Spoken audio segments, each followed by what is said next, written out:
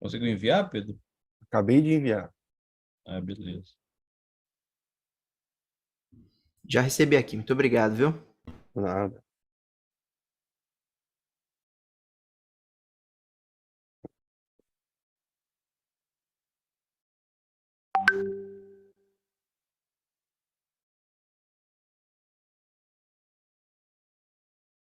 Começar pontualmente às 4, em 4 minutos.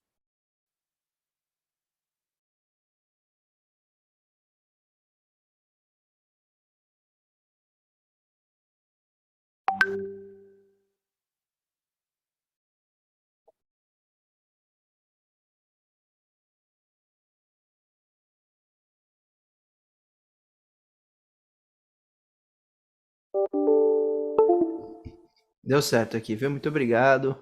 Nada.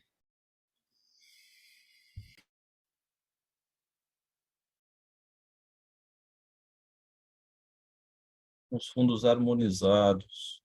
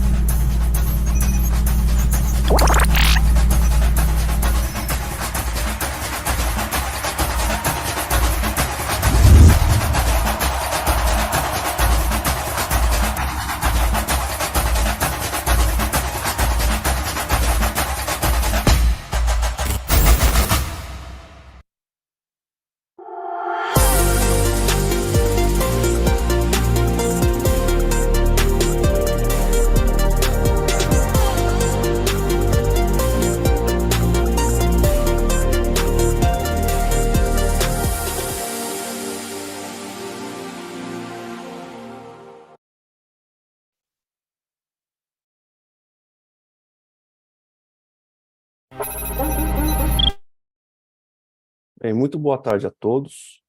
É um enorme prazer participarmos aqui do 43º Congresso Internacional da ABPI, nossa Associação Brasileira da Propriedade Intelectual. Eu desde logo agradeço a quem nos honra com a participação virtual na nossa Table Talk, cujo tema será a obtenção e o uso de provas digitais em ações envolvendo propriedade intelectual. E não é de hoje que nós temos vivenciado uma mudança nos meios em que ocorrem grande parte das interações sociais. As salas de bate-papo, por exemplo, que já remontam quase 30 anos, mesma época em que foi criado o ICQ, ou ICQ, como era chamado por aqui, que foi um marco nas trocas de mensagens. E aí se seguiram os blogs, fotologs, o MSN Messenger também para troca de mensagens, o Orkut, que foi uma rede social extremamente popular no início dos anos 2000. E com a evolução tecnológica, outras tantas plataformas seguiram e se aperfeiçoaram, né, como Facebook, WhatsApp, Instagram, Telegram, TikTok, e agora já tratamos de metaverso, de Web3 e de tantas outras tecnologias que prometem modificar ainda mais a forma como as pessoas interagem, tendo sempre como base, como suporte, o universo digital. E nessa esteira de todas essas mudanças, também a prática de ilícitos acabou se adaptando, né, se direcionando em muitas situações ao ambiente virtual, inclusive aquelas que se referem aos direitos de propriedade intelectual, quer seja violação de direitos de autor, como obras literárias, fotográficas, audiovisuais, quer seja violação de direitos de propriedade industrial, como é o caso da desenfreada comercialização de produtos contrafeitos, ou quer seja ainda a prática de concorrência desleal, lato sensu, tem se tornado cada vez mais recorrente no ambiente digital, né? E essa mudança de plataforma implica também na mudança dos instrumentos que devem ser utilizados para a comprovação desses ilícitos. E a nossa Table Topic, então, vai buscar apresentar as melhores práticas na obtenção das provas digitais, especificamente nas ações que envolvam propriedade intelectual, né, de modo a assegurar sua legitimidade e admissibilidade perante o judiciário. Então, sem delongas, porque o material a ser apresentado é bastante vasto, eu passo a palavra primeiramente ao Dr. Daniel Adenson de Souza, que é advogado especializado em propriedade intelectual e agente da propriedade industrial, sócio da RICE Advogados Associados, mestre em Direito Comercial pela Faculdade de Direito da USP, especialista em Direito Processual pela Escola Superior de Advocacia da OAB de São Paulo, presidente da Associação Paulista da Propriedade Intelectual, ASPI, conselheiro e ex-diretor de estudos da Associação Brasileira dos Agentes da Propriedade Industrial, da ABAP, membro efetivo da Comissão de Propriedade Intelectual da OAB de São Paulo, especialista da Câmara de Solução de Disputas relativas a nomes de domínio, da ABPI, perito judicial, palestrante, professor convidado e autor de livro e de diversos artigos sobre direito empresarial, processo civil e propriedade intelectual. Daniel, boa tarde, a palavra é sua. Bom, boa tarde, Pedro, boa tarde a todos, muito bem-vindos a esta Table Topic. Agradeço a ABPI pelo convite, pela oportunidade, a todos os presentes. Eu não vou me alongar muito na introdução, porque o Pedro já fez uma contextualização muito interessante. Eu vou compartilhar rapidamente minha tela, para nós não perdermos tempo. Eu tenho somente 72 slides, mas acho que em 20 minutos a gente consegue passar por todos eles. Apareceu para vocês? Perfeito. Bom, o Pedro ilustrou bem a mudança de paradigma que nós temos em nossa sociedade, né? Então, é importante trazer essas premissas iniciais para a gente contextualizar bem a questão da prova digital e por que ela ganhou relevância nos últimos tempos, né? Vou trazer alguns números aqui muito básicos, só para a gente compreender um pouquinho do estágio digital que está a nossa sociedade hoje. Temos no Brasil 203 milhões de habitantes. São 464 milhões de dispositivos digitais, quer dizer, mais de 2 por habitante. Mais de 182 milhões de pessoas usam a internet. O Brasil é o terceiro maior consumidor de redes sociais do mundo.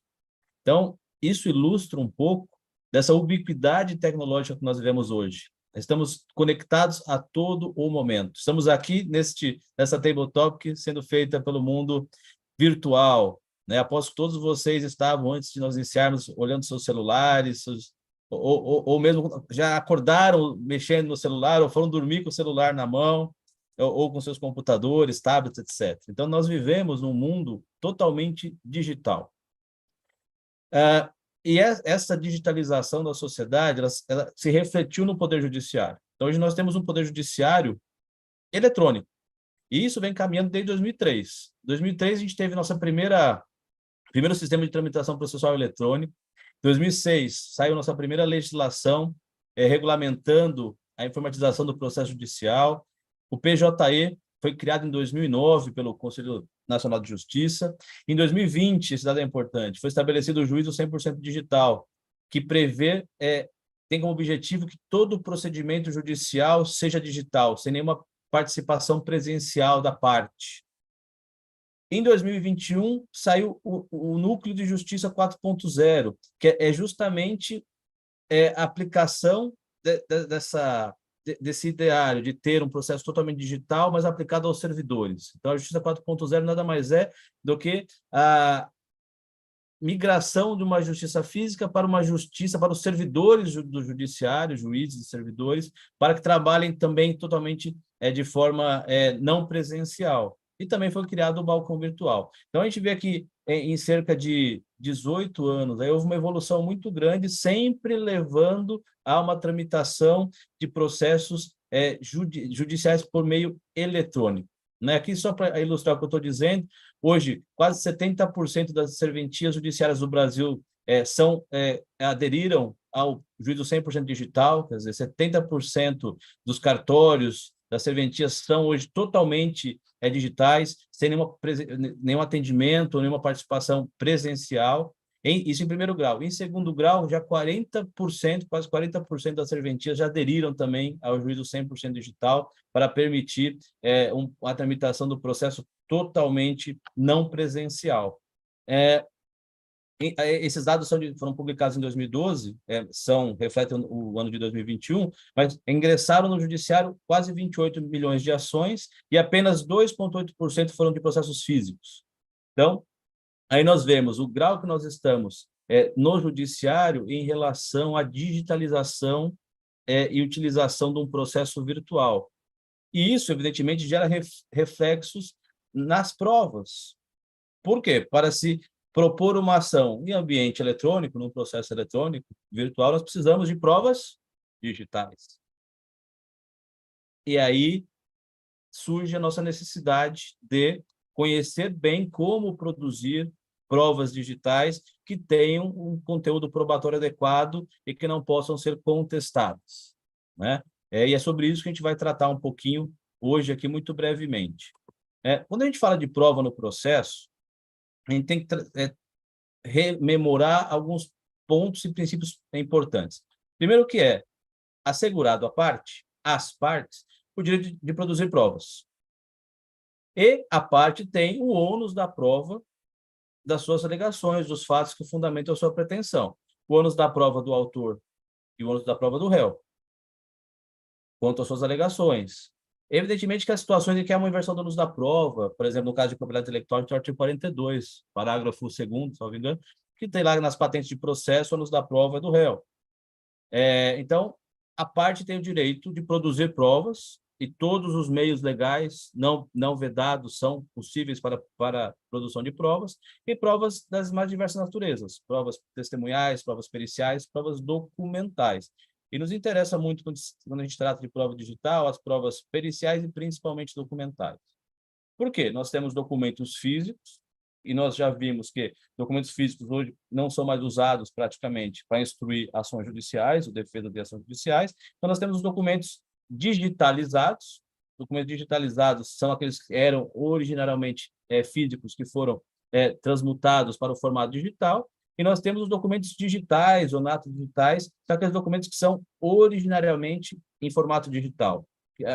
Textos que nós fazemos nas plataformas do Word, PowerPoint, como esse que eu estou apresentando, vídeos que são gravados com câmeras, com smartphones, etc.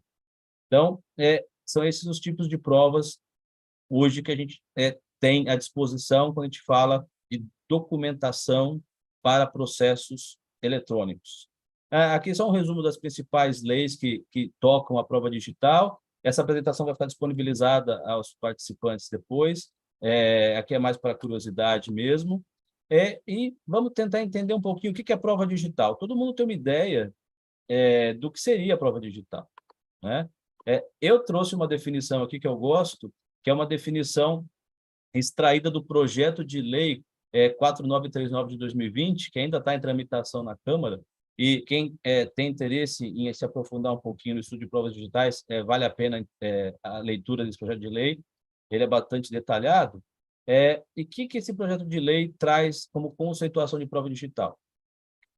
E prova digital é toda a informação armazenada ou transmitida em meio eletrônico que tenha valor probatório. Então, é uma conceituação ampla, mas, ao mesmo tempo, delimitada ao meio eletrônico.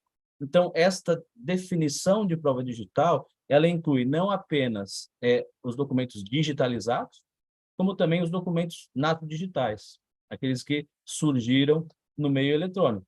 E os documentos digitais, né, as provas digitais, elas acabam se somando às provas analógicas, né? Eu posso ainda, me é permitido, por exemplo, arquivar em cartório um produto contrafeito. Se eu quiser que o perito, ao analisar um caso de violação de marca, violação de trade dress de um produto, eu posso arquivar em cartório, por exemplo, um documento físico, uma prova física do ilícito para ser periciada.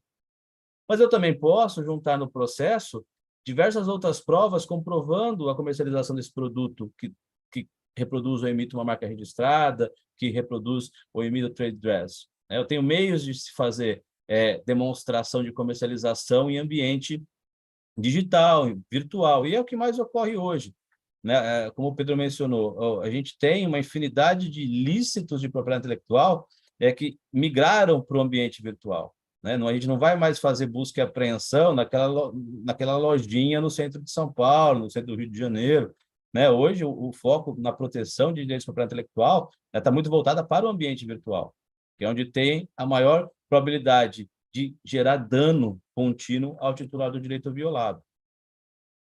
Evidentemente que a prova digital ela pode ter por objeto não apenas provar algo que está acontecendo no mundo real, por exemplo, no meu exemplo, a comercialização de um produto que viola um direito de propriedade intelectual, que ocorre no mundo real, aquela loja que está comercializando efetivamente o produto no seu estabelecimento físico, mas também ela pode ser direcionada a provar um fato que está ocorrendo no mundo digital. E, normalmente, acontece das duas formas, tanto no mundo digital quanto no mundo virtual. E, pensando nessa sociedade interconectada, são esses fatos que ocorrem no mundo digital, eles ocorrem nas mais diversas plataformas, né? A gente tem aplicativos de comunicação, aí pode falar de envio de e-mails, como o Outlook, Google Mail, aplicativos de troca de mensagens, WhatsApp, Instagram, perfis em redes sociais que acabam gerando muitos casos aí de violação, em que se utiliza, se divulgam posts com conteúdo que pode violar direitos de propriedade intelectual, comercialização de produtos em plataformas de e-commerce, etc. Então, a prova digital normalmente tem, por finalidade, comprovação de um fato que pode estar ocorrendo no mundo real, no mundo digital ou em ambos. Quais são as provas digitais? Eu trago aqui alguns exemplos de provas digitais que podem ser utilizadas aí por nós, defensores dos direitos de propriedade intelectual dos nossos clientes. Dados de conexão e registros de acesso, né? O Marco Civil da Internet dispõe lá que os provedores de aplicação têm que manter registros por um prazo de tempo dos acessos, né? Qualquer pessoa pode solicitar ao judiciário que emita uma ordem para que o provedor de aplicações forneça esses registros para identificação, por exemplo, às vezes da pessoa, do ID, de onde estão saindo posts. Enfim, a gente tem como investigar e obter esses registros de acesso e de conexão junto aos provedores. Posts, fotos e vídeos extraídos de mídias sociais, também é muito comum, né? Nas ações hoje, quando a gente vai fazer investigações para comprovar uma violação, para fundamentar e subsidiar uma ação judicial, vamos lá nas redes sociais sempre, né? E não só nas redes sociais, também na internet em geral, vamos atrás de websites do contrafator ou de terceiros que estão compartilhando conteúdo que viola direitos de propriedade intelectual, ou que estão também postando anúncios ou repostando anúncios de produtos que violam direitos de propriedade intelectual. Históricos de conversas em e-mails e aplicativos podem ser objeto de prova digital, informações que estão lá à disposição nos dispositivos, nos celulares, né? Horários de acesso, geolocalização, outros registros de atividade. Nós somos monitorados o tempo inteiro, querendo ou não querendo, né? Então, essas provas, assim, acesso a esses dados podem servir como prova numa ação judicial. Isso é muito comum na esfera criminal, né? Doutor Luiz Augusto Durso depois vai nos brindar aí com toda a sua experiência em relação a esses temas. Quer dizer, pegadas digitais em geral, né? Toda atividade no mundo virtual deixa vestígios, né? Assim, não existe aquela internet que é uma terra sem dono, uma terra de ninguém. Todas as atividades realizadas na internet permitem identificação. Isso é importante. E as provas digitais estão aí para facilitar a defesa dos direitos de propriedade intelectual através de obtenção, justamente, de provas a demonstrar a violação do direito quando são realizadas as atividades no mundo real e também no mundo digital. Como se obtém provas digitais? Aqui são 5 meios de obtenção que são genéricos e que acabam abarcando a maior parte das formas de obtenção das provas digitais. Primeiro, busca e apreensão de dispositivos eletrônicos, sistemas informáticos ou quaisquer outros meios de armazenamento de informação eletrônica e de tratamento de seu conteúdo, né? É muito comum busca e apreensão de dispositivos para obtenção dessas informações que estão nos dispositivos. Coleta remota de dados em repouso acessados à distância, backup ou cópia de informações que estão sendo armazenadas em dispositivos à distância, por exemplo, backups de dados de uma empresa que estão, por exemplo, num fornecedor de armazenamento, numa nuvem, né? Você consegue obter ordens judiciais para que esses dados sejam copiados numa mídia física ou não, para que possam depois ser periciados. Na interpretação telemática de dados em transmissão, né? Coleta por acesso forçado a sistemas informáticos e tratamento de dados disponibilizados em fontes abertas, independentemente de autorização judicial. Evidentemente que se a fonte é aberta, a informação está disponível, não há necessidade de ordem judicial. Salvo contrário, há necessidade de se obter uma ordem judicial para ter acesso aos dados. Aqui são apenas alguns exemplos, né? E aí surgem muitas questões, mesmo nesses dados que estão públicos, que eu não tenho necessidade de ordem judicial, né? A gente se depara no dia a dia com muitas peças, sejam essas judiciais ou judiciais, com prints. O pessoal dá um print screen lá, copia na petição, na notificação, etc., etc., e tem, às vezes, uma falsa percepção de que isso pode ter um valor jurídico. Pode ter algum valor jurídico? Até pode, mas ele é totalmente questionável. Existem decisões do STJ invalidando prints como provas. Por quê? Porque os prints, dependendo da forma como ele é feito, você não tem como demonstrar tecnicamente a veracidade da informação, porque pode ter adulteração. Existem formas de alteração de prints. Conversa de WhatsApp hoje é muito comum, o pessoal instrui processos com conversa de WhatsApp. Existem aplicativos especializados em fraudar conversa de WhatsApp. Cria um rosto como se fosse uma conversa de WhatsApp. Tem aplicativos que fazem isso. Então, não se recomenda um simples print de tela numa ação judicial.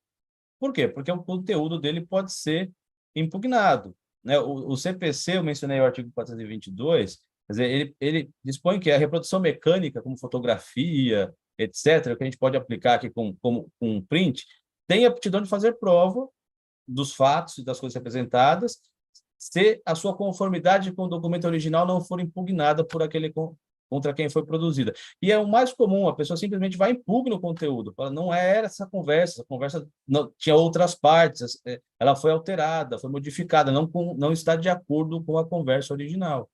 Então, isso gera um problema. Então, assim, muito cuidado na forma de instrução das ações judiciais com prints. Por quê? Porque para a prova digital ter validade, ela tem que atender alguns pressupostos. E são basicamente 2: autenticidade e integridade, e depois a questão da cadeia de custódia, que é o que permite a verificação da autenticidade e da integridade. A autenticidade, quando a gente fala de provas digitais, é um procedimento que exige algum conhecimento de tecnologia e análise, porque às vezes não é simples você demonstrar que aquele documento não foi adulterado. A autenticidade nada mais é do que a forma que a gente consiga comprovar a origem, contexto, a autoria de um documento. Uma demonstração de controle, de conservação e segurança adequados. Né? E, normalmente, a autenticidade do documento ela tem a ver com o registro da forma de coleta. A gente vai ver isso daqui a pouquinho quando a gente falar de cadeia de custódia. E existem normas, e eu não vou aqui adentrar elas, que um pouco delimitam e definem o que se entende por autenticidade, inclusive em meio eletrônico. Tem a Lei de Acesso à Informação, tem o CPC em diversos artigos. A integridade, por sua vez, é a certeza de que aquela informação obtida se mantém inalterada, não houve nenhuma modificação ou adulteração. Para comprovar a integralidade de uma prova, normalmente se tem 4 elementos aí comprobatórios da integridade da prova digital. Primeiro é a completude. Ela tem que ser íntegra, completa, não pode ser uma parte do elemento, uma parte da conversa, uma parte do conteúdo. Imutabilidade, ela não pode ter adulteração nenhuma, ela tem que estar no mesmo estado em que se encontrava quando foi coletada. Temporalidade, quer dizer, eu tenho que ter um registro temporal da data em que foi obtida aquela prova digital. E, evidentemente, a credibilidade, que a prova digital deve ser compreensível às partes e aos julgadores. Né? Não adianta eu chegar com um documento, um laudo técnico, informático, todo complexo, que não permita ao juiz e às partes entenderem que aquela prova tem integridade, não foi adulterada. Né? E aí surge a questão da cadeia de custódia, que é super relevante quando a gente fala de prova digital. A cadeia de custódia, ela consiste na sequência de transmissão da posse da prova. Né? A lei do pacote anticrime, que alterou o Código de Processo Penal, incluindo esse artigo 158-A, define como cadeia de custódia o conjunto de todos os procedimentos utilizados para manter e documentar a história cronológica do vestígio coletado em locais ou em vítimas de crime, para rastrear sua posse e o manuseio a partir do seu registro até o descarte. Todo o processo de obtenção da prova. Né? E existem formas de se fazer isso. Né? O mencionado projeto de lei 4939 de 2020 também dispõe sobre a cadeia de custódia, né? Descrição dos procedimentos de custódia e tratamentos suficientes para verificação da autenticidade e integridade da prova. Né? O ISO, que esse aqui também é uma norma ISO de 2013, que foi pela ABNT traduzida aqui para o português e aplicável, ela traz todos os requisitos para identificação e verificação da cadeia de custódia da prova digital produzida, quanto à auditabilidade, confiabilidade, publicidade, dentre outros pontos. Então, assim, é absolutamente necessário para que a prova digital tenha uma validade jurídica adequada e não possa ser contestada, que possa ser verificada, auditada a autenticidade e integridade da prova. Para isso, a obtenção da prova tem que seguir um mínimo de procedimento. Né? Não é um funcionário da empresa, vai lá, espeta um pendrive, manda por correio para uma outra cidade, aí alguém pega isso, salva na nuvem e junta no processo. Que segurança eu tenho que os dados que estão naquele pendrive foram recolhidos onde dizem que foram recolhidos ou copiados? Quem certifica que no caminho, até chegar no processo, não houve nenhuma alteração, modificação? Então, a cadeia de custódia nada mais é do que essa rastreabilidade, essa possibilidade de verificar do momento em que a prova foi colhida até o momento em que ela foi juntada no processo e examinada, que não houve nenhuma alteração, nenhuma modificação, e que o que está lá condiz exatamente com o que foi coletado. Isso é super importante. Por quê? A quebra da cadeia de custódia torna a prova nula. Então, existem, principalmente na área penal, diversos precedentes em que foi reconhecida a nulidade da prova por justamente não ter sido observada a cadeia de custódia. Eu trouxe um exemplo aqui até eu fiz questão de trazer do Dr. Messode Azulay, quem milita com PI, certamente já teve algum caso julgado pelo Dr. Messode lá no TRF2, que é um excelente juiz, e agora está lá no STJ, em que ele, com muita clareza, dispõe que a jurisprudência desta corte firmou-se no sentido de que cadeia de custódia consiste no caminho idôneo a ser percorrido pela prova até sua análise pelo expert, de modo que a ocorrência de qualquer interferência indevida durante a sua tramitação probatória pode resultar em sua imprestabilidade para o processo em referência. Então, não é toda a prova digital que tem força probatória, somente a prova digital que foi colhida, foi adequadamente armazenada, transmitida e juntada no processo, e que isso possa ser comprovado através da demonstração da cadeia de custódia. Já estou partindo para o final. Também é importante destacar que existem provas digitais lícitas e ilícitas, né? Então, às vezes, mesmo observando a cadeia de custódia, a prova não tem utilidade, ela pode ser declarada imprestável ou nula por ser uma prova ilícita, né?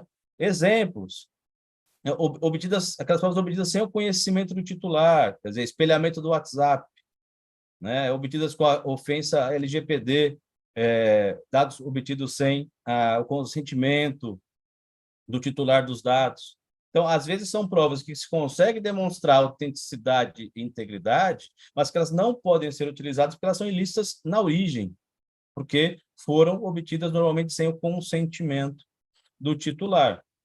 Então, o Marco Civil da Internet traz alguns aspectos em relação a direitos do usuário, do acesso à internet pelo usuário, e ele assegura, dentre esses direitos, a inviolabilidade do sigilo e do fluxo de suas comunicações pela internet, salvo por ordem judicial, e a inviolabilidade do sigilo de suas comunicações privadas, armazenadas, salvo por ordem judicial. Então, se não há uma ordem judicial, a prova é ilícita. Então, mesmo que se demonstre que tem autenticidade, integridade, ela não pode ser utilizada porque ela tem um vício de formação ali. E aí, indo para a minha parte final, só aqui alguns exemplos de provas digitais que podem ser utilizadas por nós em ações envolvendo propriedade intelectual. Screenshots de websites ou aplicativos, né, capturas de tela, né, que mostram a reprodução não autorizada de obras protegidas, como imagens, textos, né? Isso é muito comum. Registro de acessos a servidores, né? Eu comentei da possibilidade de se requerer aos provedores de aplicação forneçam os dados de acesso e conexão, né? Isso é muito útil em caso de que precisa se identificar a identidade do violador. Histórico de comunicações, né? E-mails, mensagens de textos em plataformas diversas em que servem de instrumento para violação de propriedade intelectual, é possível. Metadados de arquivos digitais, né? Que são aquelas informações embutidas no arquivo, né? Aquelas que não estão aparentes, estão tecnicamente embutidas no arquivo, data de criação, modificação, quem é o autor, onde foi tirada, enfim, fotos tiradas em dispositivos eletrônicos, como smartphones, elas têm diversos metadados que mostram onde foi tirado o aparelho que tirou, enfim. São informações muito úteis na defesa de direitos de propriedade intelectual em juízo, né? Histórico de atividades em redes sociais, né? Isso a gente usa muito nas ações. Publicações, compartilhamentos em redes sociais que demonstram a distribuição, uso não autorizado de propriedade intelectual. Registro de pagamento de transações financeiras que indiquem compra e venda de obras protegidas por direitos autorais. né? Esses são apenas alguns exemplos aí de situações em que se pode utilizar, obter provas digitais comprobatórias de fatos que ocorrem, como eu disse, tanto no mundo real quanto no mundo digital. Então, só finalizando, alguns outros exemplos aqui: logs de acesso, registro de impressões digitais, assinaturas digitais, hashes e outros meios de autenticidade, de autenticação de documentos, metadados, e histórico de buscas. Enfim, há uma infinidade de campo. O operador do direito, né, nós, defensores dos direitos de propriedade intelectual dos nossos clientes, temos que ter em mente que, no mundo virtual, principalmente, há possibilidade de se obter uma gama de provas que tem o condão de demonstrar a violação dos direitos de propriedade intelectual. Mas não só isso, que essas provas devem ser obtidas de uma forma adequada, né? Antigamente, para os mais antigos, você entrava com uma perícia, às vezes, criminal, né? Busca e apreensão criminal, para ser acompanhada por 2 peritos que iam lá no estabelecimento, faziam laudo. Hoje talvez seja até mais simples que isso, embora essa seja uma possibilidade. Hoje você tem instrumentos técnicos, tecnológicos, que permitem a produção de uma prova que terá o mesmo valor probatório de uma diligência acompanhada por 2 peritos, desde que seja possível a comprovação dos requisitos de validade da prova, autenticidade e integridade, observando-se a cadeia de custódia na obtenção da prova. Então, nesse pouco tempo que eu dispunha, era isso que eu tinha a compartilhar com os colegas. Fico aqui à disposição, ao final, para trocar ideias, enfim, responder alguma dúvida. Volto a palavra para o nosso moderador, meu amigo e sócio, Pedro Formaggio. Parabéns, Daniel. A apresentação muito clara e precisa. Conseguiu tratar de uma série de questões relevantes num curto espaço de tempo.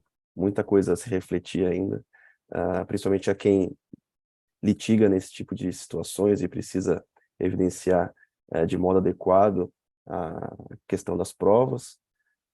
E agora seguiremos para a palestra que tenho certeza será igualmente brilhante, do Dr. Luiz Augusto Filizola Durso, que é advogado especialista em Direito Digital pelo IBMEC e pelo Instituto Damásio Educacional, presidente da Comissão Nacional de Cybercrimes da Associação Brasileira dos Advogados Criminalistas, coordenador-geral do Conselho de Segurança Cibernética e de Dados Pessoais da Associação Comercial de São Paulo, professor de Direito Digital no MBA de Inteligência e Negócios Digitais da FGV, presidente da Comissão de Direito Digital da Subseção do Butantã da OAB de São Paulo, coordenador e professor do curso de Direito Digital e Cybercrimes da FMU e do Damásio, coautor dos livros Advocacia 5.0 e Comentários à Lei Geral de Proteção de Dados Pessoais, pós-graduado pela Faculdade de Direito da Universidade de Coimbra, em Portugal, e pela Universidade de Castilla-La Mancha, na Espanha, conselheiro da Digital Law Academy. Dr. Luiz Augusto, uma honra tê-lo conosco e a palavra é sua. Muito obrigado, Dr. Pedro. Boa tarde a todos. Alegria estar aqui nesse congresso. Eu falei até ao Dr. Daniel que hoje eu tenho muito mais a aprender do que colaborar, mas vou aqui tentar trazer algumas reflexões que tenho sobre o tema. Primeira análise que eu faço é que estamos no 43º Congresso Internacional da Propriedade Intelectual. Eu já percebo que quando o evento passa da quinta versão, da quinta edição, nós sabemos que é um bom evento. Quando a gente chega no 43º, nós temos absoluta certeza que a Associação Brasileira da Propriedade Intelectual está fazendo um magnífico evento. Então, prazer e um privilégio, uma honra estar aqui nesta tarde com vocês. Então, eu agradeço à Associação Brasileira da Propriedade Intelectual pelo convite e também parabenizo o Dr. Daniel de Souza pela belíssima explicação, quase uma aula aqui que conseguiu de fato ser muito claro e aprofundar sobre o tema, o que me coloca numa situação até mais complicada, porque agora com poucos comentários me restam para fazer uma reflexão sobre a situação, mas claro, com o privilégio de ter aprendido um pouco mais do Dr. Daniel. Também agradeço ao Dr. Pedro Formaggio, que o sobrenome entrega a sua origem, é claro que é um italiano aqui, raiz, e que nos brinda com a sua mediação aqui, a sua presença. Muito obrigado, Dr. Pedro, e pela gentileza da deferência. Também saúdo o Dr. Antônio Ritt e o Dr. Gustavo Oliveira, que são duas figuras que integram o escritório Ritt Advogados Associados, que o Dr. Daniel é sócio, e que também são responsáveis pela minha presença aqui hoje e pelo convite. É muito interessante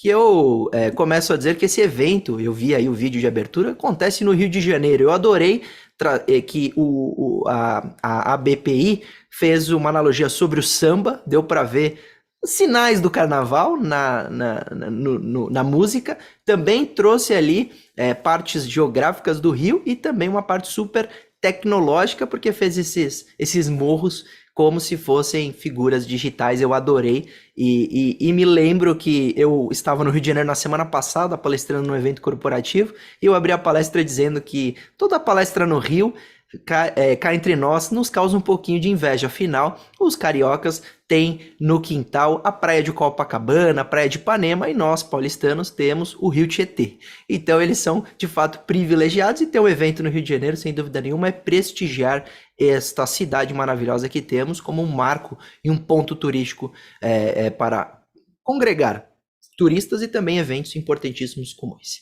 Bom, a nossa reflexão em pouquíssimos minutos aqui é sobre a obtenção e o uso da prova digital.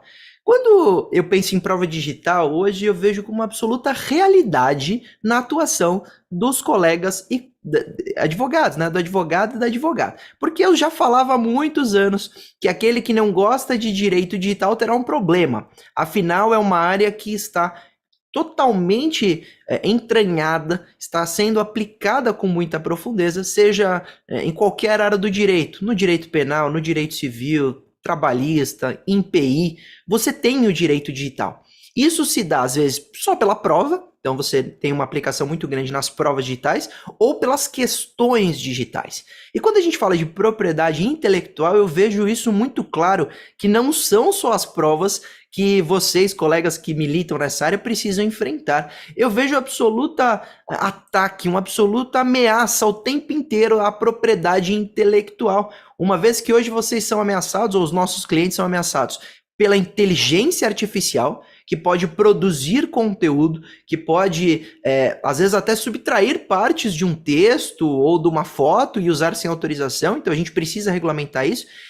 Tem um outro debate muito grande sobre: será que a inteligência artificial goza de direito autoral? Então aquela imagem produzida, aquele texto produzido, hoje está muito na moda o chat GPT, tem gente vendendo livro escrito 100% pelo chat GPT. Como que fica as questões de propriedade intelectual daquele texto, né? De quem é o direito de fato? É muito interessante. E com relação essas ameaças, nós vemos que os próprios usuários acabam violando muito os direitos autorais. Não à toa, nas redes sociais, as pessoas simplesmente printam fotos de terceiros e publicam como se fossem dela. Os próprios termos de uso dessas aplicações de internet muitas vezes determinam que o direito autoral é transmitido àquela plataforma a partir do momento em que se faz uma publicação, o que também é muito subjetivo e dúbio.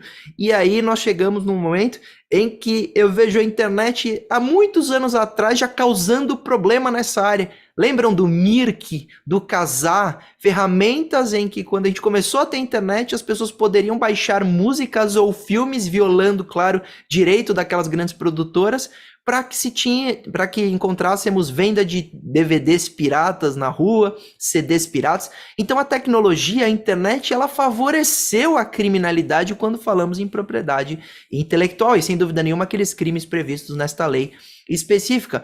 Então isso é muito grave, isso é piorado hoje, por exemplo, num grande combate que nós temos contra as IPTVs, então uma violação de direito autoral de filmes e também daquelas imagens da TV a cabo, que as pessoas compram um aparelho sem saber da ilicitude do fato, e vão até em casa, plugam na TV e falam: que maravilha, eu tenho todos os canais liberados e não preciso pagar nada. Isso é genial. E isso a gente está num debate muito grande sobre a violação desses direitos autorais. Então, sem dúvida nenhuma, o trabalho, quando falamos de direito digital aplicado ao especialista em propriedade intelectual, ele é redobrado com a internet e com os ilícitos relacionados à violação de propriedade intelectual. E aí, diante dessa abertura que faço, eu com certeza me lembro das questões da prova digital. E a obtenção, ela foi muito bem detalhada pelo Dr. Daniel, que pode ser feita de maneira diligente da parte que vai printar aquele conteúdo, que vai preservar aquele conteúdo, ou até da autoridade policial, que pode realizar uma busca e apreensão, que pode clonar um HD, pode clonar um computador para que se faça uma perícia. Então, sem dúvida nenhuma, a prova digital é uma realidade na nossa área e na área daquele especialista em propriedade intelectual, seja numa investigação criminal, seja numa ação que vocês irão mover. Mas quais são os riscos da utilização da prova digital? O primeiro risco é a prova ser falsa. Então, imagina você, advogado, junto uma prova falsa em nome do seu cliente. O segundo risco é você ter uma prova que não tem validade após a sua própria análise. Então, ela é verdadeira, mas diante da impugnação da parte contrária, ela perde a sua validade e se torna desentranhada dos autos. E a terceira situação que eu vejo do risco da prova digital é a complexidade do tema. Eu já enfrentei em causas no escritório situações em que, por o juiz desconhecer o tema, a prova digital ela tinha um valor muito maior, sendo que ela é absolutamente manipulável. Então, o juiz, por desconhecer o ambiente virtual, ele pode ser manipulado. Então, a prova digital ela é complexa. Vale dizer, a gente tem a obrigação, às vezes, até de traduzir ao juiz como que foi feita esta prova, quais são as possibilidades de alteração, quais são, por exemplo, as aplicações da própria cadeia de custódia. Afinal, a gente teve caso que houve uma busca e apreensão, o policial pegou o computador, colocou de um lado da sua caixa de som no carro, na viatura, e a caixa de som, nós sabemos, tem um ímã, e este ímã pode desmagnetizar um HD, e assim você perde toda uma prova digital. Então ela é muito sensível. Ela é tão sensível que às vezes ela está num HD. Às vezes ela está num pendrive. Nós vimos na Lava Jato, procuradores da Lava Jato trazendo provas, desrespeitando em absoluta questão a cadeia de custódia, trazendo esses pendrives na mochila. E qual é a validade desta prova? Como se deu a cadeia de custódia? Sem dúvida nenhuma, são temas importantíssimos que o Dr. Daniel já enfrentou. E aí nós chegamos então ao momento em que nós sabemos que os riscos existem. Como a gente pode eliminar? Primeira coisa é a dúvida de como preservar um conteúdo para o seu cliente. Antigamente, a óbvio e o mais inicial seria a captura de tela, a print screen, a screenshot. Então tira a foto da tela, salva aquilo, tira a foto do celular, salva aquilo. Isso o Dr. Daniel já adiantou que é absolutamente frágil. Por quê? Porque nós temos disponíveis na internet sistemas de manipulação de imagem, como o chamado Photoshop, ou pela criação da própria print. Você cria ela do zero, não é que você manipula, você simplesmente cria, por exemplo, uma conversa falsa no WhatsApp. Então, a print screen, mesmo que verdadeira fosse, ela pode ser desentranhada ou não validada, não reconhecida pelo juiz. Nos resta algumas formas de se fazer quando o conteúdo é estático. Então, quando não é um vídeo, quando não é um áudio, quando é uma print. Nós temos a chamada ata notarial, que é feita em cartório, que o grande problema sempre foi o custo. Ela é custosa, ela é cara. Primeira página a gente está falando em São Paulo de R$300 e o cliente não quer pagar para ficar fazendo uma prova que não sabe às vezes nem se vai usar. Diante disso, nós tivemos novidades muito interessantes, e aí eu recomendo para vocês o mais famoso, que é a preservação da print screen com tokenização. E algumas empresas fazem isso. Então você paga um serviço, você printa isso no site da empresa e ela salva as questões de token e também a hash, que eu já explico para vocês o que é, daquele conteúdo. O mais famoso é o Verifact. O site é o Verifact. Não sou contratado, muito menos propagandista, mas é o mais conhecido e também já foi aceito esse tipo de conteúdo preservado por eles em vários tribunais pelo país. Por isso eu recomendo esse tipo de conteúdo, se lembrando que essas empresas serão mais comuns com o passar do tempo, mas ainda é possível você já começar a utilizar isso no seu sistema no escritório, e ele é super acessível quando a gente fala de preço.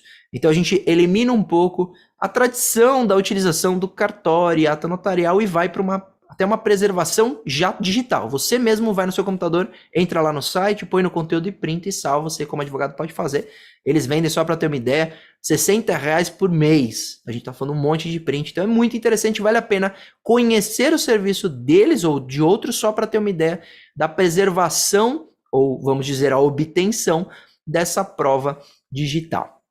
Outra situação que o Dr. Daniel também já abordou é que às vezes nós dependeremos de uma iniciativa do próprio juiz para conseguir uma prova digital. Porque eu falei que às vezes basta printar dentro de um sistema de validação ou ata notarial para você ter uma prova. E quando a prova independe de você, ou você vai precisar da autoridade policial para uma busca e apreensão, mas às vezes a prova ela está sobre a posse de uma empresa, que nós chamamos, por exemplo, os logs de IP ou os metadados. Esse conteúdo, o Marco Civil da Internet alterou em 2014 uma situação que até então bastaria o delegado muitas vezes oficiar a empresa, pedir as informações que a empresa fornecia, uma empresa de aplicação de internet, por exemplo, as redes sociais.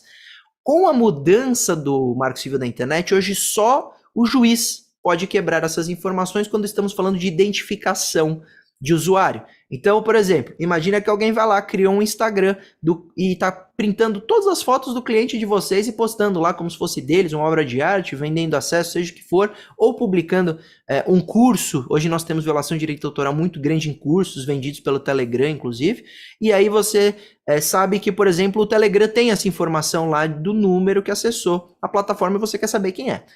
O juiz tem essa autonomia de requerer as quebras de IP e de metadados relacionados àquele usuário. Mas só o juiz pode pedir. Isso burocratizou a investigação de um crime cibernético. Isso é muito ruim porque o Marco Civil mudou isso. Antigamente o delegado fazia a solicitação e às vezes recebia a resposta. Hoje com o Marco Civil, só o juiz. E outra situação, o tempo milita contra nós. Então, se o cliente procura e fala, doutor, eu preciso identificar a autoria de um indivíduo que está cometendo lá um ato ilícito e está violando meus direitos intelectuais, minha propriedade, ou meu direito autoral, minha propriedade intelectual, você sabe que o prazo de armazenamento dessas informações pelas aplicações de internet tem um prazo mínimo. Este prazo está previsto nos artigos 13 e 15, do Marco Civil da Internet. E ele prevê que o prazo mínimo de armazenamento para uma empresa de aplicação são 6 meses. Então, se o seu cliente procurou, você tem 6 meses para conseguir que a decisão chegue àquela plataforma para ela dar os dados de identificação de um indivíduo. Isso é uma prova digital que, às vezes, se você perder o time, você nunca vai ter. E nós estamos falando de não ter o que fazer. Eu, no meu caso, no crime cibernético, vamos supor que é um estelionato, o indivíduo está aplicando um golpe lá pelo Instagram. Se eu não pedir, e ele aplicou o golpe e apagou o perfil. Se eu não conseguir essa decisão judicial, que ela chegue na meta em 6 meses, a meta pode responder que não tem mais esses logs e eu nunca vou descobrir quem aplicou o golpe. É a mesma coisa para API. Então, 6 meses é o prazo mínimo de armazenamento, está lá no Marco Civil da Internet. E o outro artigo fala de empresas de conexão, porque quando você quebra um IP numa plataforma, numa rede social, você só encontra um número. Este número é de uma empresa de conexão de internet que depois vai dar a titularidade, quem é o próprio titular. E para você conseguir essa titularidade é na empresa de conexão, a empresa que fornece a internet para as pessoas. E o prazo de armazenamento mínimo para a empresa de conexão, de acordo com o Marco Civil da Internet, é 1 ano. Então nós temos 6 meses para aplicação de internet e 1 ano para a empresa de conexão. Vale dizer, o tempo é curto para a gente trabalhar e conseguir essas provas, às vezes, no ambiente virtual. Eu já falei da validade, ela é muito subjetiva e ela é muito dúbia, então às vezes a gente depende do laudo. O laudo pericial é muito importante para a prova digital, porque eu vou pegar um caso emblemático, digamos, que foi o governador do estado de São Paulo, à época candidato, João Dória, vazou um vídeo dele, que ele estava num ambiente com várias mulheres, não sei se vocês lembram desse vídeo, foi muito polêmico e afetou muito a sua situação eleitoral ali no momento das eleições. Nós tivemos, então, um laudo a comprovar que aquele vídeo era falso, que era uma deepfake. Vale dizer, é possível você produzir vídeos falsos que podem ser apresentados em juízo para ludibriar a autoridade judiciária, o próprio juiz. Então, você poderia ter que contestar até um vídeo em juízo. Por isso, o laudo pericial pode ser essencial quando a gente fala de prova digital. Lembrando que é possível produzir hoje provas digitais com muita qualidade quando falamos de inteligência artificial, mas elas também servem, muitas vezes, para validar a própria prova. Então, a inteligência artificial também hoje é utilizada quase como um perito para falar se esse vídeo é falso, se aquele áudio é falso, se aquele print screen é falso ou não. Então, a tecnologia também está evoluindo para auxiliar os tribunais a validarem uma prova.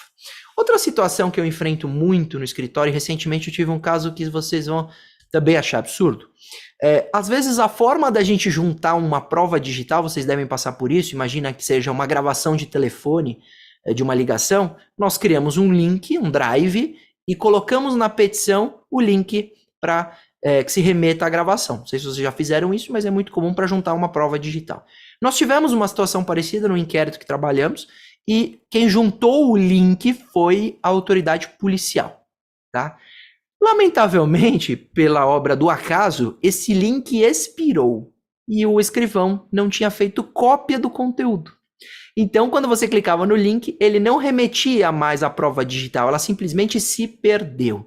Então, uma orientação, uma sugestão que eu dou é tenham cópia de tudo que for prova digital, porque ela se perde. Ela se perde seja na questão de onde ela saiu, né, da origem, seja um site, esse site pode sair do ar, uma print de um WhatsApp, esse celular pode ser perdido, ou até aquilo que já foi protocolado pode se perder, e aconteceu com a gente, foi um absurdo que você hoje clica no link e não tem mais o áudio, graças a Deus.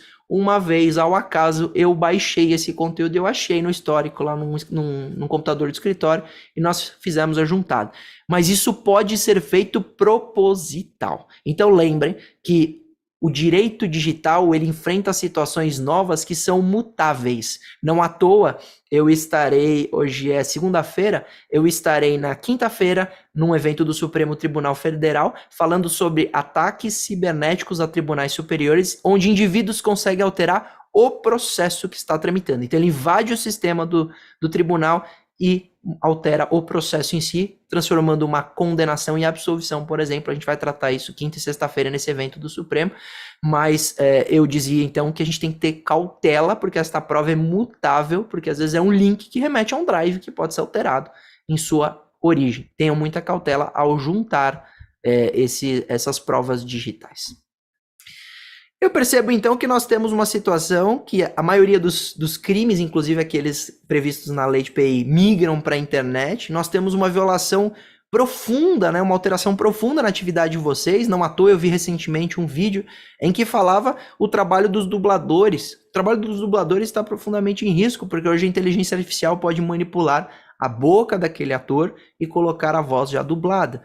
Então, a inteligência artificial vem como um grande problema quando falamos de propriedade intelectual. Inclusive, eu soube que o ministro Barroso já esteve aqui hoje e enfrentou situações envolvendo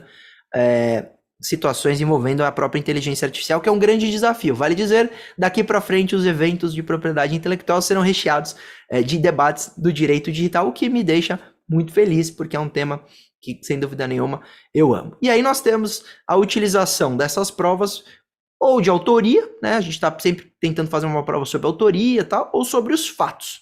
Vale dizer, quando a gente fala de autoria, nós temos situações em que, com, por exemplo, uma busca e apreensão, nós conseguimos ter o flagrante. Então você tem lá, faz uma busca e apreensão, flagra o autor cometendo o ilícito naquele momento. Acontece que na maioria dos casos não existe flagrante. É muito difícil você ter flagrante. Por isso que a prova digital no nosso trabalho hoje é tão importante, porque vai depender de eventual condenação, seja ato ilícito criminal, seja um ilícito civil, depois da análise de toda a instrução. Então, quando a gente fala de prova digital, a gente está falando de uma importância absoluta da análise posterior sobre aquele conteúdo, porque dificilmente você vai ter uma análise que vai resultar em flagrante. Eu gosto de dizer também que a contraprova hoje ela é muito válida, então você tem formas de sempre contestar a prova da parte contrária. Quando a gente está falando de digital, a gente está falando de vulnerabilidade, não existe sistema inviolável, e o Dr. Daniel falou no último slide sobre hash. Já ouviram falar do código hash? O código hash e metadados são duas situações ou duas informações muito importantes quando a gente fala de prova digital. Porque o conteúdo e o código hash é o que... o Dr. Daniel falou em cadeia de custódia, mas pode servir para um processo. Ele é o que define a imutabilidade da prova digital. Por quê? Digamos que você tem lá um grande como livro. Vamos traduzir isso para um jeito muito simples. Imagina que você tem um livro com 500 páginas. Se você pedir o hash desse livro, ele será um grande código único. E se nós mudarmos uma palavra na página 452, esse código hash muda. Então é como se fosse o resumo de um grande conteúdo. Isso é o código hash, que serve para imagens, que servem para vídeos, etc. Ele é a tradução, o resumo, o sumário de um conteúdo digital. Se esse conteúdo for alterado, o código hash altera. Então é a grande segurança da imutabilidade do conteúdo digital, é o código hash. Vale a pena conhecer um pouquinho. É o resumo do que está ali preservado. E quando você junta uma prova digital, se você quer ter a segurança da imutabilidade, juntem sempre o código hash. Não é difícil tirar o código hash, tem aplicativos que fazem isso. E os metadados também são aliados para a gente, porque muitas vezes a gente pensa sempre no dado em si. Vamos atrás do dado pessoal, vamos atrás da quebra de IP. E nós esquecemos do metadado. O metadado, às vezes, ele pode servir, inclusive, para conhecimento de autoria. Então, os metadados seriam os dados atrelados ao dado pessoal, que às vezes não tem tanta importância, mas são muito importantes. Então, diante disso, já estourando o tempo aqui, eu queria dizer que a obtenção e o uso das provas digitais são uma grande realidade no cenário hoje. Propriedade intelectual enfrenta diversos desafios quando falamos de internet, direito digital, violação de direitos autorais, as redes sociais, o próprio aplicativo. Nós tivemos recentemente um aplicativo febre chamado Face App, que você podia usar filtros em fotos, mas quando você enviava a sua foto, você transmitia os direitos da sua imagem para o aplicativo.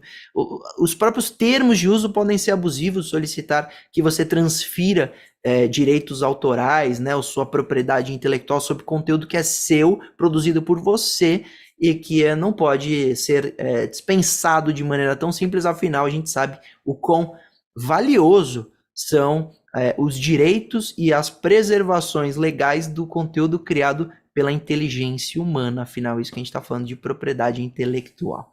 Eu queria agradecer o convite, dizer que esses são alguns apontamentos que eu queria fazer para provocá-los sobre a reflexão do uso da prova digital. E eu concluo sempre com uma frase que eu adoro, ou pelo menos em eventos assim, que crer na internet 100% segura é como crer na paz mundial. São dois cenários que dificilmente iremos encontrar ou alcançar, mas eu tenho certeza que com debates como esse, com a atuação de colegas competentes como vocês, nós consigamos ter um ambiente de processo digital, de provas digitais, até da utilização da internet para direitos autorais de maneira mais segura e muito mais saudável. Então, muito obrigado pelo privilégio de estar aqui, fiquem todos com Deus. Doutor Luiz, parabéns. A apresentação, como já esperávamos, brilhante. Temos ainda alguns poucos minutos. Eu vejo que o doutor Alberto Camelier levantou a mão para fazer um questionamento, então, por favor, fique à vontade, doutor.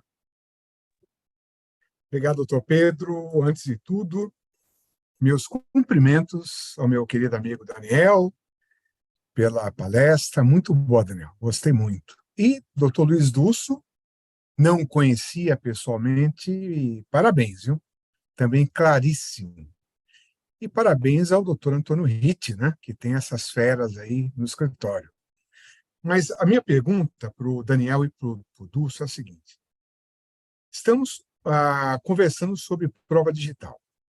Acontece que é muito comum, doutor Dusso, o cliente ligar e falar: no Mercado Livre estão vendendo um produto meu, mas é falsificado. Você vai lá ver o produto é igualzinho, só que, opa, é falsificado, será? Como é que se daria a cadeia de custódia desse crime que é feito através, digamos, do Mercado Livre? Pergunta para os dois, para o Daniel e para o Dusso. Obrigado. Luiz Augusto, quer comentar primeiro? Fica à vontade, doutor. Você é o nosso... Se quiser eu respondo, se não pode falar. Não, vou fazer meu comentário, você pode complementar. Combinado. Assim, a gente tem dois cenários. A gente tem a necessidade de provar um fato que ocorre no mundo real e um fato que ocorre no mundo digital. Então, assim, primeiro, no mundo real, precisamos fazer a aquisição de uma amostra para poder fazer a constatação se é original ou não. Evidentemente que eu consigo criar uma prova digital da aquisição, comprovando que eu entrei naquele site, que eu acessei, que eu comprei e paguei. Ao receber a amostra, também é possível realizar uma prova em cima dela, seja com a abertura do gravada, filmada do conteúdo, ou abrindo na presença de um tabelião, você pode fazer isso virtualmente hoje, inclusive. Então, aí se comprova a aquisição daquele produto e se é ou não original. Pode-se fazer um laudo, inclusive, de um perito, certificando que foi adquirido aquele produto, foi aberto por ele, foi verificado, comparado e se comprovou a falsificação. E isso na obtenção do produto para comprovação de um fato que está ocorrendo no mundo real.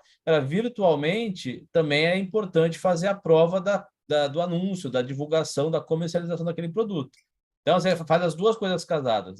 Comprova-se que aquele empresa está vendendo, se tem identificação do vendedor, quer dizer, quem é, tentar identificar, se não é, você tem que entrar com ação judicial, como mencionou o Dr. Durso, para que a plataforma forneça os dados, os registros de quem é o titular daquela conta, para aí, então, você conseguir tomar providências contra ele.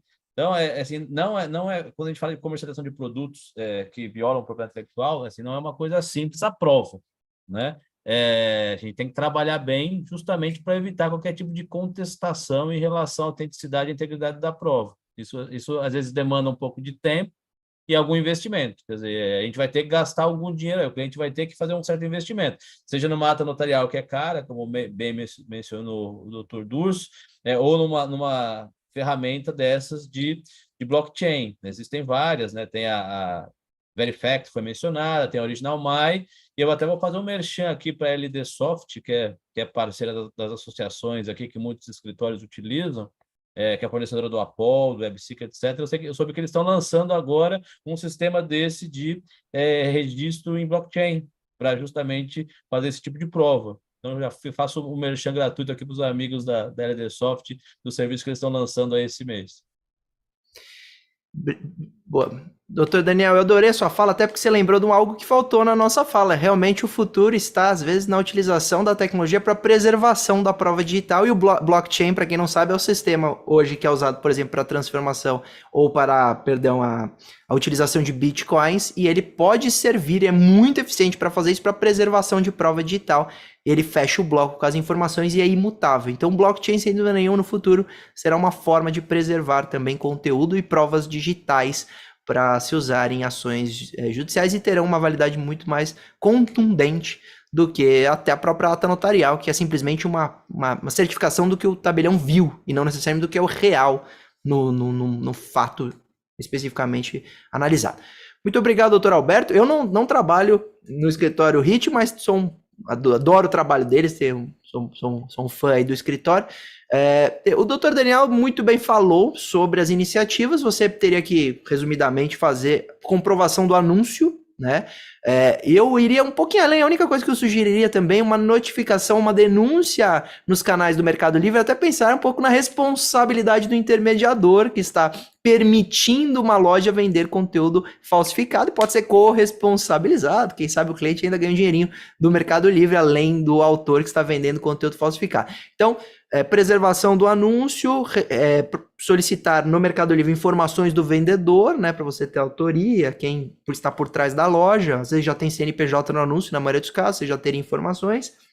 Denunciaria na plataforma, adquiriria um exemplar para fazer a perícia e o laudo comprovar que é um conteúdo contrafeito, falsificado, e depois a medida contra o responsável. Então, fazendo a preservação do anúncio, comprando o bem, verificando a sua a sua falsificação e que ele estaria vendendo como verdadeiro fosse, violando o direito da marca e tudo mais, eu entendo que é possível você ter a prova digital corroborando a prova física, que é a análise do próprio material, que pode ser juntado, inclusive, nos autos. Não sei como você vai juntar uma camiseta, mas dá para entregar na delegacia e esperar que se junte ali, porque é isso que comprova um pouco da materialidade do ato ilícito ali, inclusive. Mas é possível, sim. Ele vai colocar num envelope, vai lacrar e isso vai para o acervo e ele vai constar vai fazer como se fosse qualquer outro tipo de conteúdo aprendido, né?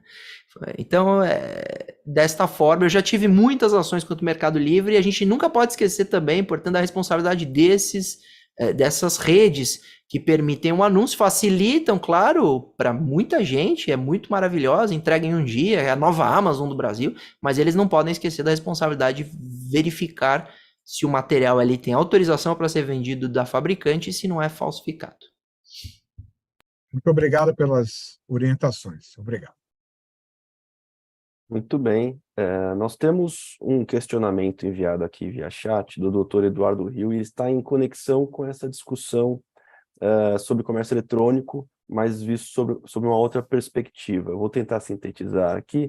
Ele faz referência às ações de nulidade de desenho industrial, baseadas em novidade ou originalidade, ausência, né, de novidade ou originalidade.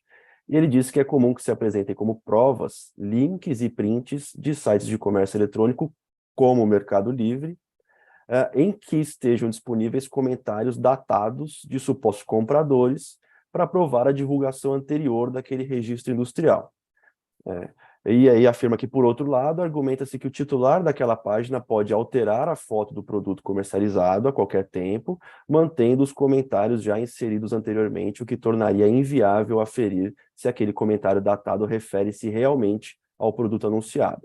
E aí a indagação dele apesar dessa possibilidade de modificação, a informação do site de comércio eletrônico pode ser usada como prova de divulgação anterior, partindo-se do pressuposto de que comentário e objeto divulgado estejam interligados? E como se pode aferir se tal comentário tem relação efetivamente com o objeto revelado na página? Se me permite começar nessa, doutor Daniel. Por Olha, o favor. caso concreto é magnífico, porque de fato é uma realidade. Nós sabemos que é possível você, inclusive, criar esse conteúdo, esses comentários, eles podem ser falsos, mesmo que anteriores, e comprovariam, em tese, o anúncio anterior, né, a sua ineditismo, etc. Mas, sem dúvida nenhuma, são figuras que você precisaria trazer até como testemunha. Então, comentou? Então, o que você comentou, o que estava disponível, você tem print disso, são pessoas que precisariam validar. Olha a importância que falamos de metadados. Aqui, às vezes, numa perícia, dentro da hospedagem do site, seria possível você demonstrar que não houve alteração nenhuma da foto e os comentários são fidedignos, oriundos de IP tal. Você consegue, tecnicamente, comprovar que a página, naquela publicação ou aquela prova que se apresenta, são, de fato, verdadeiros e que os comentários também são, inclusive identificando quem são os comentaristas, os usuários, consumidores, mas volta aquela história, olha como a prova digital ela é dúbia, a outra parte vai poder contestar, se o julgador ali não tiver plena ciência das possibilidades de alteração, ele pode ser enganado, ludibriado, então é uma prova super complexa, que é possível ser feita, é possível juntar, mas é possível ser contestado, é assim que eu enxergo, vou ouvir o Dr. Daniel também. De pleno acordo. Sempre que se analisa a questão de novidade e originalidade, né, principalmente novidade, normalmente a análise é feita sobre uma somatória de documentos, né, e esses documentos obtidos digitalmente são absolutamente relevantes. Uma sugestão que eu tenho nesses casos, quando você tem dúvida em relação a se houve alteração ou não do anúncio, da postagem, tem uma ferramenta disponível na internet chamada Wayback Machine. A Wayback Machine, ela grava diariamente tudo que está na internet. É um grande arquivo da internet. E você consegue ir nas datas posteriores e ter acesso ao que estava publicado naquela data. Então, assim, é uma organização não governamental, evidentemente, mas ela serve como um indício muito interessante para corroborar os outros argumentos, os outros indícios de prova. Então, você pode fazer uma prova digital da visita à página gravada no Wayback Machine numa data X para comprovar que naquele momento histórico, antes do depósito industrial, realmente estava divulgado lá um produto que antecipa e retira a novidade industrial. Mas é o que eu digo, é um outro elemento de prova, né? Não é só este que vai corroborar. Então, nesse seu caso específico de comercialização, exposição só em ambiente virtual, realmente tem que tentar um conjunto, né, de prova que uma corrobore a outra para que possa exercer ali no juízo o convencimento de que há realmente antecipação e retirada da novidade. Perfeito. Doutor Antônio, gostaria de fazer algum comentário? Eu vi que... Não, estão me ouvindo? Sim, Estão, né? Não, só primeiro parabenizar aí realmente o doutor Durso, o doutor Daniel, realmente vocês atingiram realmente aquilo que a gente esperava desse Table Topic. E para dizer que nosso Table Topic já passou o nosso tempo, nós precisamos encerrá-lo porque tem outras atividades aí do Congresso da BPI que as pessoas também vão participar. Mas vai ficar gravado isso aqui, né? E todos os participantes do Congresso vão poder assistir aí. Espero que assistam. No final veremos, né? Mas parabéns aí, parabéns a doutor Durso, foi muito bom vê-lo palestrando, só conhecer o colega, né, no nosso dia a dia ali de alguns casos, e o Pedro, o Daniel, olha, foi muito bom. Mas eu acho que está na hora de nós, se não tiver nenhuma outra pergunta, acho que temos que encerrar, porque a BPI continua. É só isso. então, Obrigado, doutor. Um abraço a todos. Você quer encerrar, Pedro? então, se não há mais perguntas, eu agradeço a atenção e a participação de todos. Parabenizo uma vez mais Dr. Luiz Augusto, Dr. Daniel, pelas apresentações que foram muito esclarecedoras e muito importantes para esse cenário que estamos vivendo agora de migração de ilícitos para o ambiente virtual. E então, declaro encerrada a nossa Tabletop. Desejo uma boa tarde a todos. Ok, Obrigado boa a tarde. todos pela presença, uma boa tarde.